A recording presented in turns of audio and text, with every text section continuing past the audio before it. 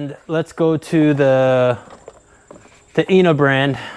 This is your stock OE supplier of belt components. So all the pulleys, right? If your belts are starting to squeak, guys, you want to replace this. And we're going to be using that Torx bit.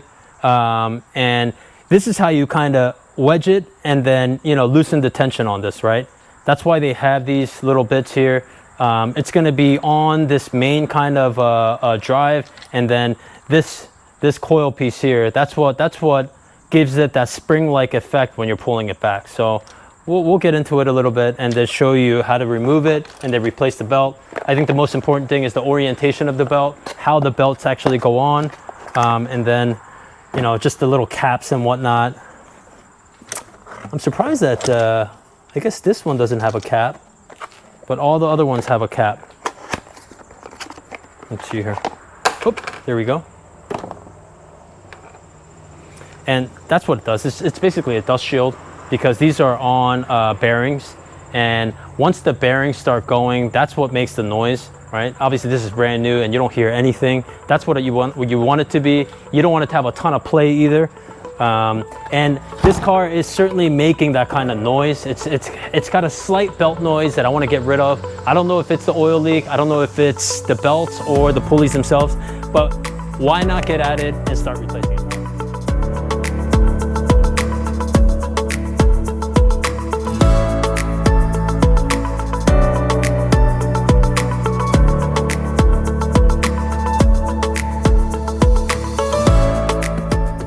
Be doing the Serpentine belt now. We're going to take off the belt itself, and we'll show you how that's done. We're going to use a T60, and if you see in here, there's actually a groove. There's actually a groove right here, right in here. That's where the T60 goes, and this is the kind of main pulley that'll release all of the tension, and then you'll be able to slide the belt off, and then we can start to take the caps off of all of these, and then we should be able to put a Torx in here to take it off.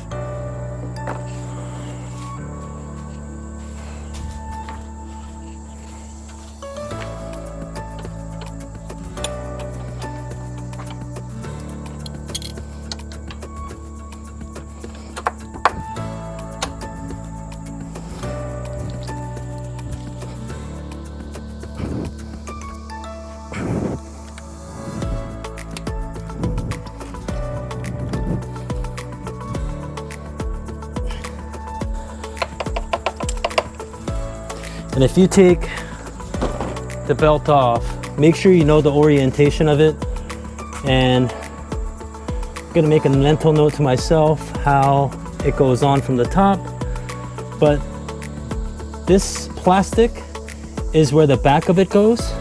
And then where there's grooves, that's where the rib actually goes. So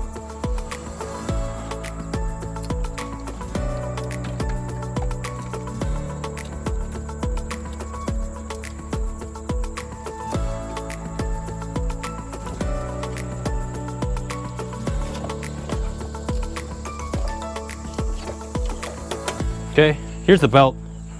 The belt seems like it's actually fine.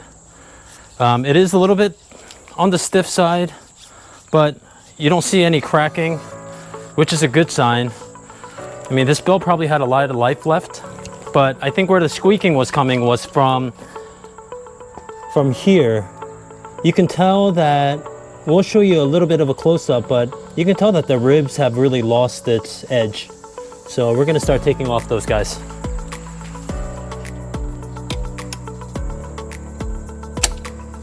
Okay, that's all it is. And you can see the brand here is the INA, right? Which we're gonna be replacing with the same thing.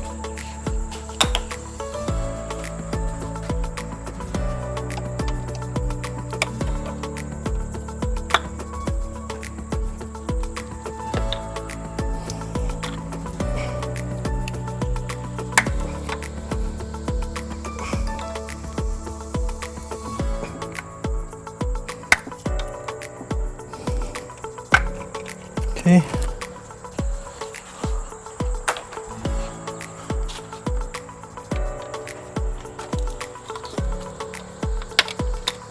All right, so we're gonna do it one at a time and just make sure we know exactly where each one of those things are going. We're gonna take off the main one first.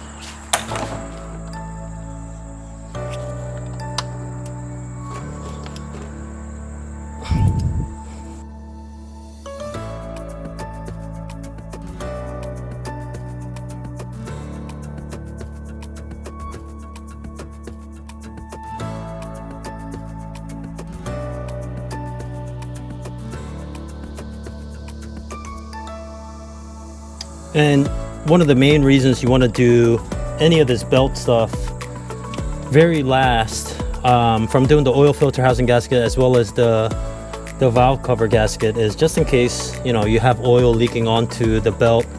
You don't want to do it on a brand new belt.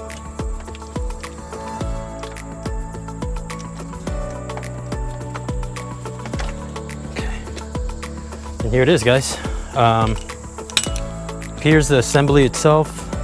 And you can see that the grooves are pretty much all worn down. And there's bearings inside of all of these guys, and that's why the dust shield is there. I'm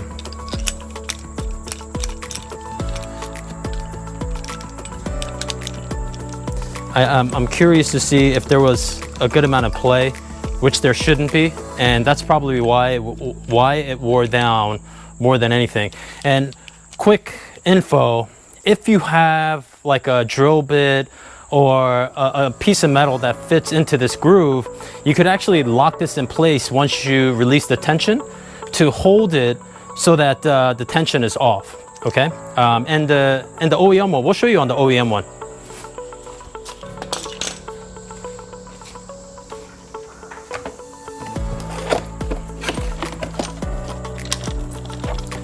And this is the direct replacement, and this is what I'm talking about. This pin is there because when you release the tension, this pin you could actually pull out once the belt is on, but we're gonna leave that on there because we're not gonna put the belt on there right now. We're gonna take off all the pulleys and then kind of double check everything. You know, the importance of why we wanted to replace the valve cover gasket, you know, along with the valve cover, as well as the oil filter housing gasket, is because of the oil. When the oil starts to kind of get all over your belt, that belt can turn into a lot of fiber and get sucked into the main seal over here. And that can cause, you know, the front crank seal over here, that can cause, you know, a number of things. You can save your engine if you caught it early, but most likely, you know, the shards of the belt, that, you know, it can destroy a motor. So that's what you're really doing. This is a preventative as well as the valve cover gasket. And we're gonna take off another pulley here. This one doesn't seem like it has any noise or play, but still, while we're here,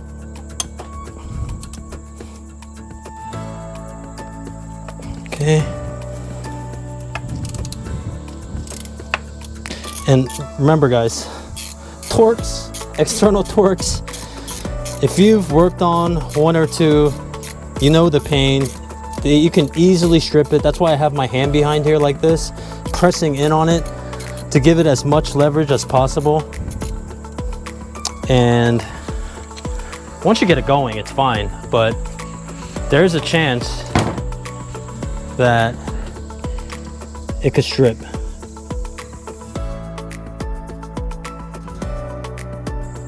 Okay, and honestly, I don't hear anything that makes me think there's, you know, you would be able to feel the wobble because there are bearings on the inside of here. If they started to go bad, you could probably hear the noise, but I think this is okay. But, you know, it's very little cost while you're in here to kind of get this stuff done.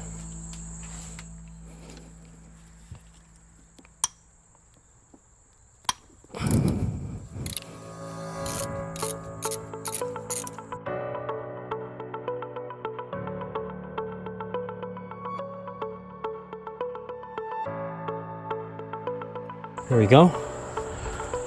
And now this one has some noise. This I can hear the camera probably can't pick it up, but I can definitely hear the noise on this one. And once the bearing starts failing, it's going to put parasitic drag on the belt itself. And if the grooves like you saw on the main tensioner pulley starts to go bad, I mean, then you might as well replace every one of them.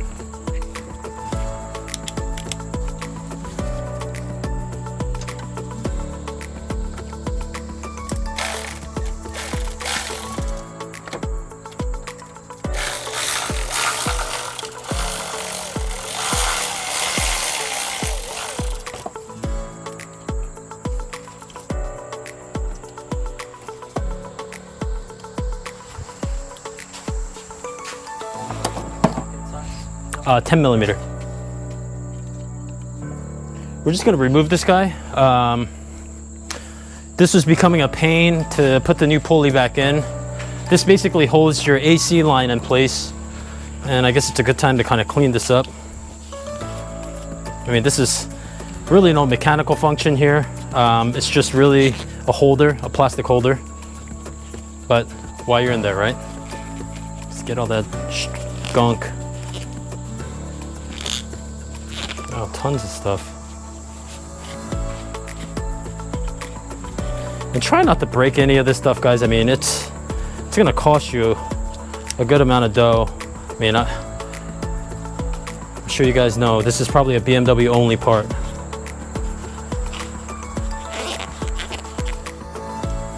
And if you remember, the orientation of how this goes, there is this kind of this metal piece, and it doesn't go any other way but that way. And we're just gonna start this by hand. So I got the main tensioner pulley just, hand threaded here, just to hold it in place. And you can use your T50 Torx to kind of screw it in.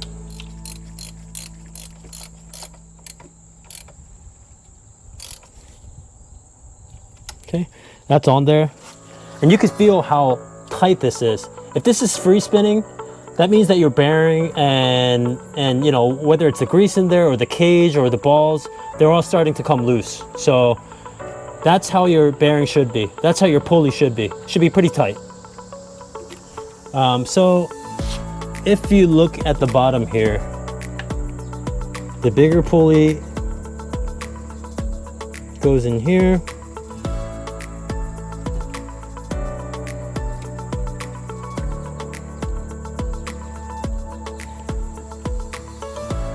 Okay, we're gonna do it tight enough, and we're gonna check everything again, and then we're gonna torque it down.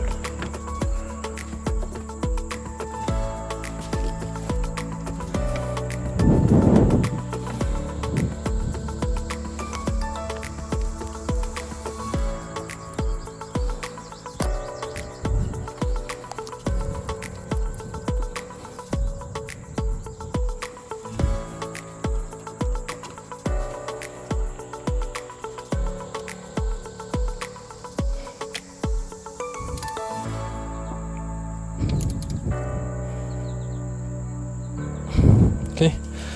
Hey guys, Daniel here. The footage for putting on the Serpentine belt wasn't all that visible, so I'm going to walk you through the process verbally. Here's a helpful diagram to use as a reference. This is how your belt should be oriented. What's important to note here is that the belt has a flat, smooth surface on one side and ribbed surface on the other. When installing the belt, the ribbed surface should be facing inward and the flat surface outward, so keep that in mind when loading the belt. Before putting on the belt, loosen the tension on the tensioner with a T60 and a ratchet, just like you did when removing the belt. While the tensioner is loose, remove this metal pin. If this pin is not removed, it's going to be extremely hard putting the belt back on because it prevents the tension from being relieved enough to put on the belt. As the final steps, don't forget to reinstall the radiator fan and the intake duct. Alright guys, hopefully that was simple enough and you found this video helpful. We're almost there guys, almost there. Stay tuned for the next one and take it easy until then.